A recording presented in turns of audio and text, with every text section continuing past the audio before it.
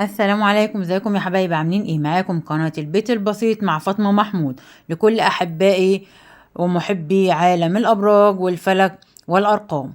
معانا خبر النهاردة: 5 ابراج حظها استثنائي في عام 2025. برج الحمل هيختني والدلو هيحقق احلامه. ال5 ابراج هم الأبراج الأكثر حظا في عام 2025: برج الجوزاء. يعد عاما محوريا لبرج الجوزاء، حيث يتوقع أن يحقق مكاسب مهنية كبيرة. قد يحصل مواليد هذا البرج على ترقية أو يبدأون مشروعا جديدا يحمل لهم أرباحا غير متوقعة. علاوة على ذلك، يعد برج الجوزاء من بين الأبراج الأكثر حظا في الارتباط والزواج خلال العام الجديد. البرج الثاني برج الأسد. يعتبر 2025 عاما مزدهرا لمواليد برج الأسد، حيث يتوقع أن يحققوا نجاحات بارزة في حياتهم المهنية والشخصية.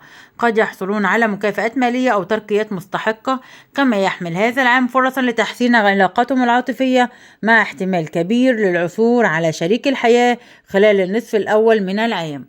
برج القوس. من المعروف عن برج القوس أنه يتمتع بطاقة إيجابية كبيرة، ويبدو أن هذه الطاقة ستتضاعف في عام 2025.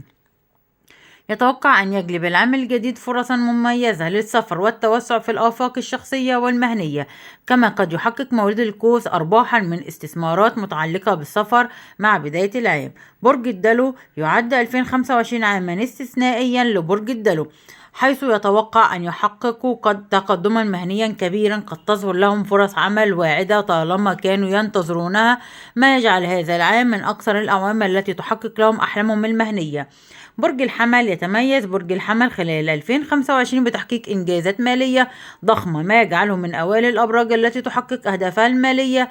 يعتقد أن كوكب المريخ المستقر في منزله سيمنح مواليد الحمل دفعة قوية لتحقيق أحلامهم، مما قد يجعلهم على أعتاب الثراء. وبكده حبايبي يكون ده الخبر والفيديو بتاعي. مش تنسوني في اللايك والشير والسبسكرايب وتفعيل الجرس علشان يوصلكم مني كل جديد، وعيلتي صغيرة تكبر بيكم يا أحلى متابعين ومشاهدين القناة. ولغاية ما أرجع لكم فيديو آخر، سيبكم في رعاية الله وأمنه، والسلام عليكم ورحمة الله وبركاته.